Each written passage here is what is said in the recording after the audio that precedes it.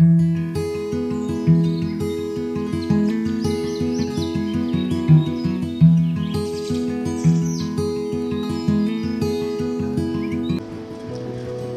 laom, mayong buntag kaninyong tanan.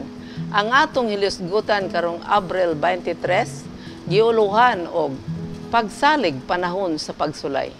Ang atong teksto makita sa Salmo 55:22. Nagaingon, itugyan mo kang Jehova ang imong puloy-anan, og siya magsapnay kanimo. Dili gayud niya pasagdan nga mabalhin ang matarong.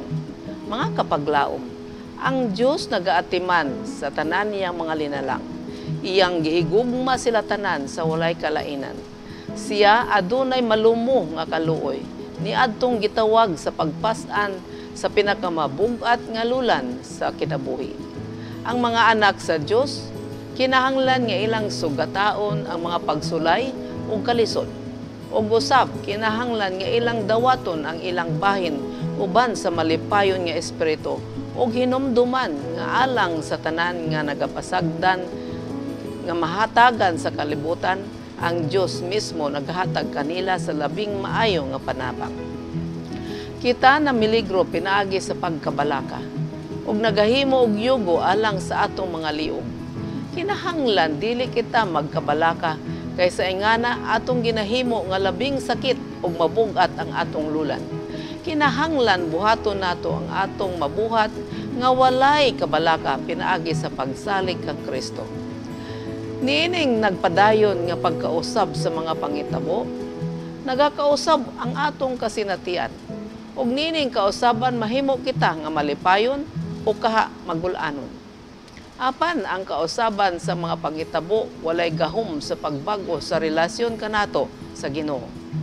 Siya mao sa gihapon, karon ug sa walay katapusan, ug siya nagahangyo kanato sa pagbaton ug walay pagpangutana nga pagsalig sa iyang gugma. Si Satanas tagabantay sa iyang kahigayunan aron sa pagdala sa mga pangitabo nga makapukaw sa atong kawalay pagtuo ug nagalaom sa pag-aga kanato ngadto sa pagduha-duha sa Dios. Dili kita makaako sa paghambin bisan usa ka huna-una sa pagduha-duha. Kung kita matintal sa pagtan-aw ngadto sa mangit-ngit nga bahin, atong ablihan ang bintana sa atong kalag ngadto sa langit, aron nga ang mga sanag nga mga bidlisew sa adlaw sa pagkamatarong magasidla kanato. Kinahanglan magapaduol kita sa Dios.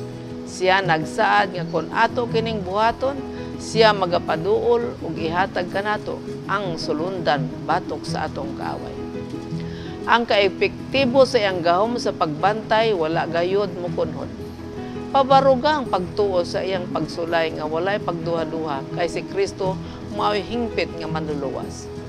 Mahimo nga atong tanawon ang atong mga plano nga perpekto, apan ang Dios pagatan-aw kun unsang importante alang kanato aron sa pag-antos sa kahigwaos ug aron nga ang atong mga plano mahimong madala ngadto sa pakig-uyon sa iyang plano.